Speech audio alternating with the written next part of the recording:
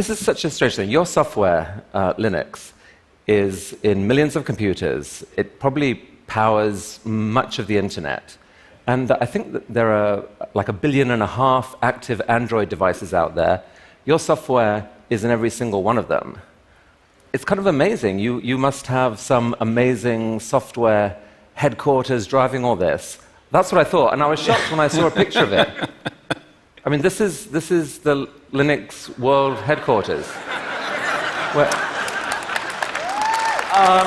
Yeah, it really doesn't look like much. And I have to say, the most interesting part in this picture that people mostly react to is the walking desk. It is the most interesting part in my office, and I'm not actually using it anymore. And I think the two things are related. The way I work is I want to not have external stimulation.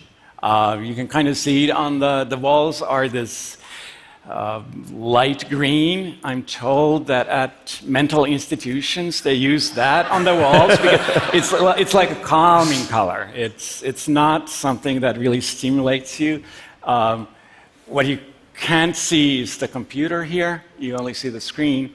But the main thing I worry about in my computer is it doesn't have to be big and powerful, although I like that. It really has to be completely silent, right?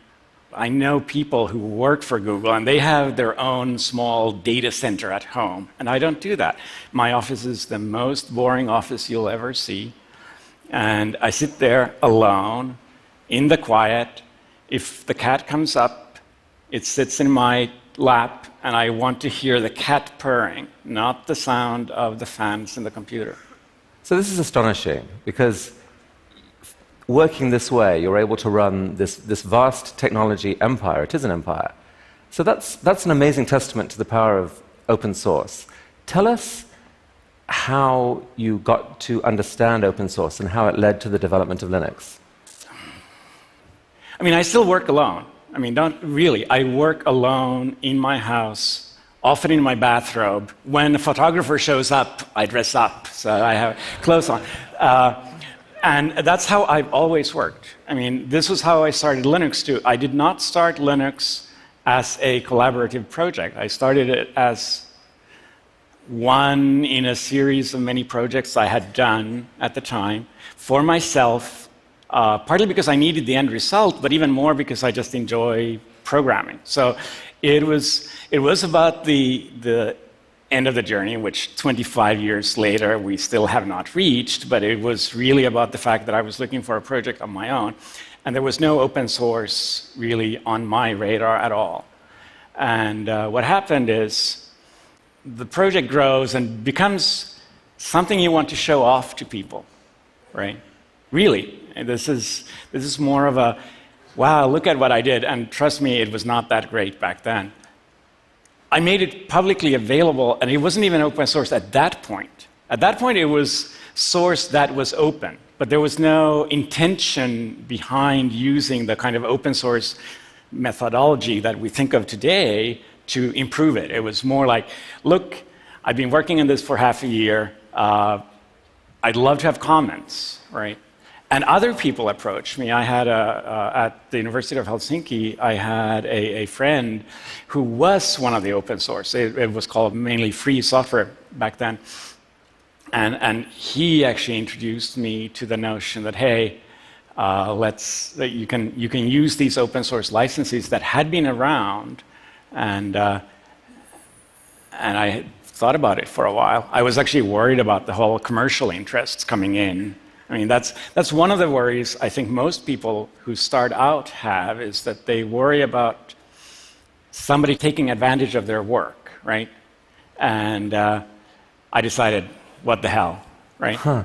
And then at some point, someone contributed some code that you thought, wow, that really is interesting. I would not have thought of that. This could actually improve this. It didn't even start by people contributing code. It was more that people started contributing ideas. And just the fact that somebody else takes a look at your project, and I'm sure it's true of other things too, but it's definitely true in code, is that somebody else takes an interest in your code, looks at it enough to actually give you feedback and give you ideas, which that was a huge thing for me. I mean, so I was 21 at the time, so I was young, but I'd already programmed for half my life, basically. And every project before that had been completely personal, and it was a revelation when people just started commenting, started giving feedback on your code. And even before they started giving code back, that was, I think, one of the big moments where I said, I love other people. Right? Don't get me wrong, I'm actually not a people person, right? I am, right? I don't really love other people. But I love computers. I love interacting with other people on email because it kind of gives you that buffer. But I do love other people who comment and get involved in my project, and it made it so much more. And so was there a moment when you saw what was being built and it suddenly started taking off and you thought, wait a sec, there's actually could be something huge, not just a personal project that I'm getting nice feedback on, but a kind of an explosive development in the whole technology world? Not really. I mean, the big point for me really was not when it was becoming huge, it was when it was becoming little, right? The big point for me was not being alone and having 10, maybe 100 people being involved. That was a big point. Then everything else was very gradual. Going from 100 people to 1 million people is not a big deal. To me, well, I mean, maybe it is if you want to sell your result, it's a huge deal, don't get me wrong. But if you're interested in the technology and you're interested in the project, the big part was getting the community. Then the community grew gradually, and there's actually not a single point where I went like, wow, that just took off. Because it took a long time, relatively. So all the technologists I talked to really credit you with massively changing their work. And it's not just Linux, it's this thing called Git, which is this management system for software development. Tell us briefly about that and your role in that. So one of the issues we had, and this took a while to start to appear, is when you grow from having 10 people or 100 people working on a project to having 10,000 people, which, I mean, right now we're in the situation where just on the kernel we have 1,000 people involved in every single release, and that's every 2 months, roughly, 2 or 3 months. Some of those people don't do a lot, right? There's a lot of people who make small changes. But to maintain this, the scale changes how you have to maintain it. And we went through a lot of pain, and there are whole projects that do only source code maintenance. And CVS is the one that used to be the most commonly used, and I hated CVS with a passion and refused to touch it, and tried something else that was radical and interesting, and everybody else hated. And and we were in this bad spot where we had thousands of people who wanted to participate, but in many ways I was the kind of break point where I could not scale to the point where I could work on it with thousands of people. So Git is my second big project, which is only created for me to maintain my first big project, right? And this is literally how I work. Is I don't code for, well, I do code for fun, but I want to code for something meaningful. So every single project I've ever done has been something I needed, and so really both Linux and Git kind of arose almost as an unintended consequence of your desire not to have to work with too many people. Absolutely, yes. No. That's amazing. Yeah.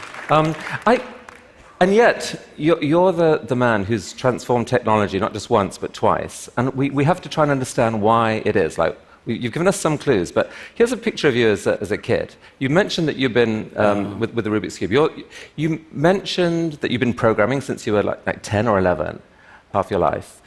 Were you this sort of computer genius, uber nerd? Were you the star at school who could do everything? What were you like as a kid? Yeah, I think I was the prototypical nerd. I mean, I was not a people person back then. That's my younger brother. I was clearly more interested in the Rubik's Cube than my younger brother, right?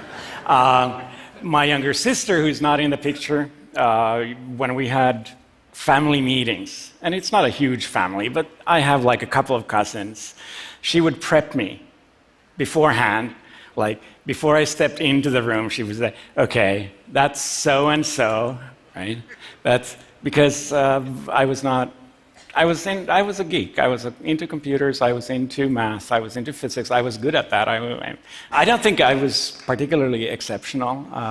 Apparently, my sister said that my biggest exceptional quality was that I would not let go, right? I would just... Okay, so let's go there, because that's interesting. You would not let go. So that's not about being a geek and being smart. That's about being stubborn. That's about being stubborn. That's about like just starting something and not saying, okay, I'm done, let's do something else. Look shiny. And I noticed that in many other parts in my life too, that I lived in Silicon Valley for 7 years. And I worked for the same company in Silicon Valley for the whole time. That is unheard of, right? That's not how Silicon Valley works. The whole point of Silicon Valley is that people jump between jobs to kind of mix up the pot. And it's not the kind of person I am. But during the actual development of Linux itself, that stubbornness sometimes brought you in conflict with other people. I mean, talk about that a bit. Was that essential to sort of maintain the quality of what was being built? How would you describe what happened? I don't know if it's essential. Going back to I'm not a people person. Sometimes I'm also, shall we say, myopic when it comes to other people's feelings. And that sometimes makes you say things that hurt other people. And I'm not proud of that, right? But at the same time, I get people who tell me that I should be nice. And then when I try to explain to them that maybe you're nice, maybe you should be more aggressive, they see that as me being not nice. And what I'm trying to say is we are different. I'm not a people person. It's not something I'm particularly proud of, but it's part of me. And one of the things I really like about open source is it really allows different people to work together. We don't have to like each other, and sometimes we really don't like each other, really. I mean, there are very, very heated arguments. But you can find things that you don't even agree to disagree. It's just that you're interested in really different things.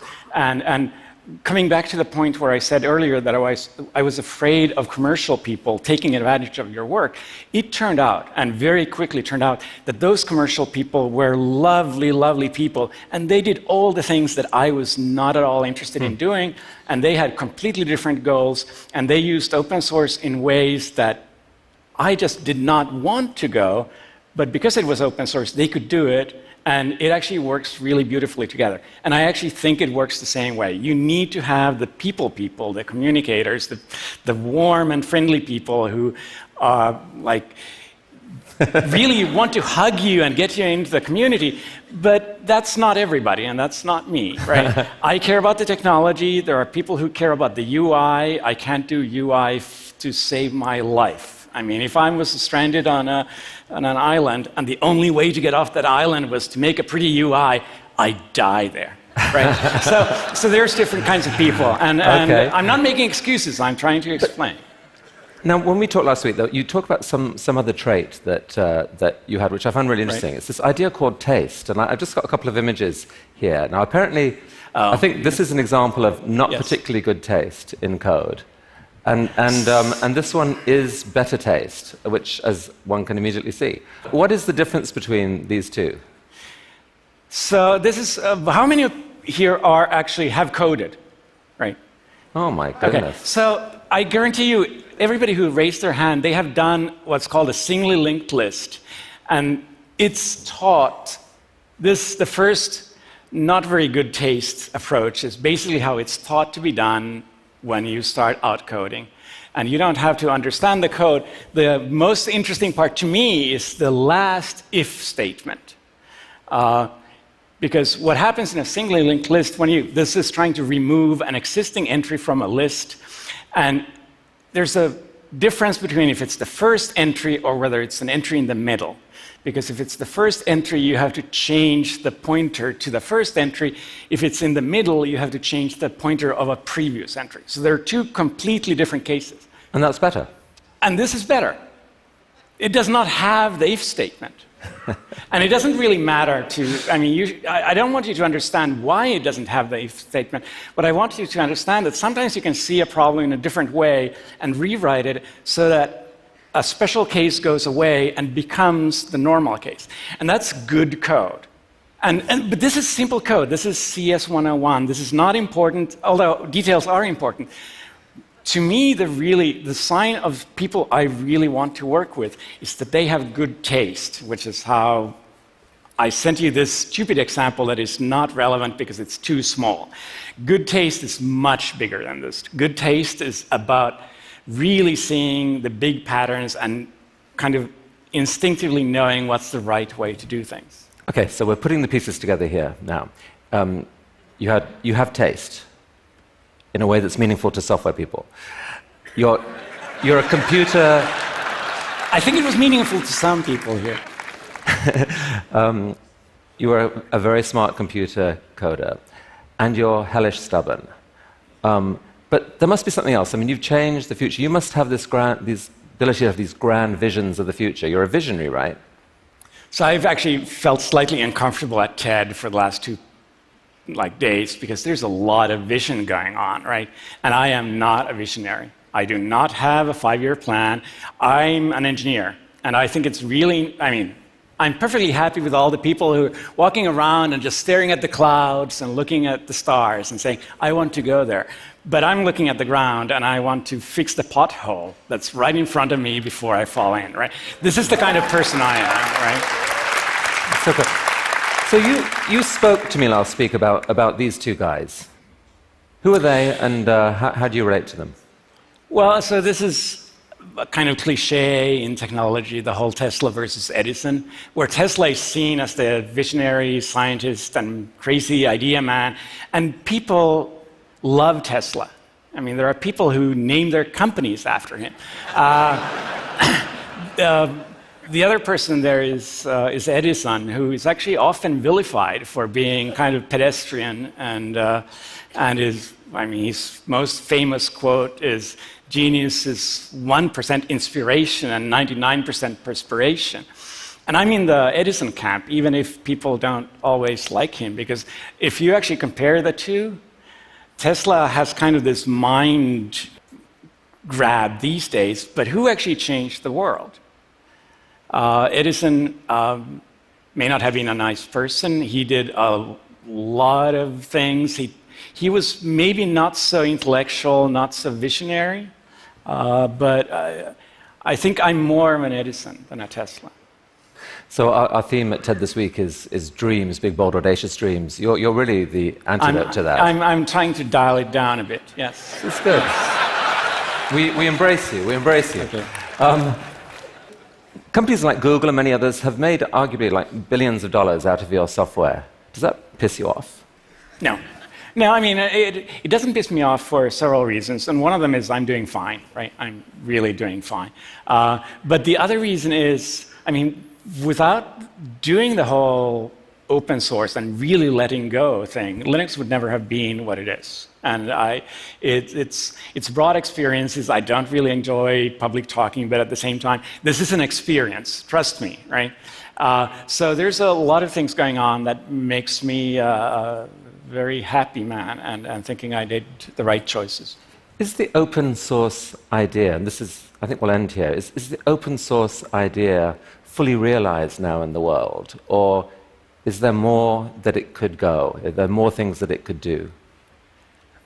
So I'm of two minds there. I think one reason open source works so well in code is that at the end of the day, code tends to be somewhat black and white. There's often a fairly good way to decide this is done correctly and this is not done well, right? Code either works or it doesn't, which means that there's less room for arguments. And we have arguments despite this, right? In many other areas, I mean, people have talked about open politics and things like that, and it's really hard sometimes to say that, yes, you can apply the same principles in some other areas just because it's the black and white turns into not just gray, but different colors, right?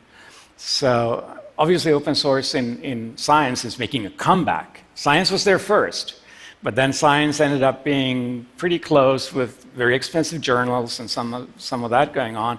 And open source is making a comeback in science with things like ArchiveX and open journals. Wikipedia changed the world too, right? So there are other examples. I'm sure there are more to come, but I'm not saying. But you're not a visionary, and so it's not up to you to name them. No, it's up to you guys to make them, right? Exactly. Linus Torvalds, thank you for Linux. Thank you for the internet. Thank you for all those Android phones. Thank you for coming here to TED and revealing so much of yourself. Thank you. That was really, really amazing.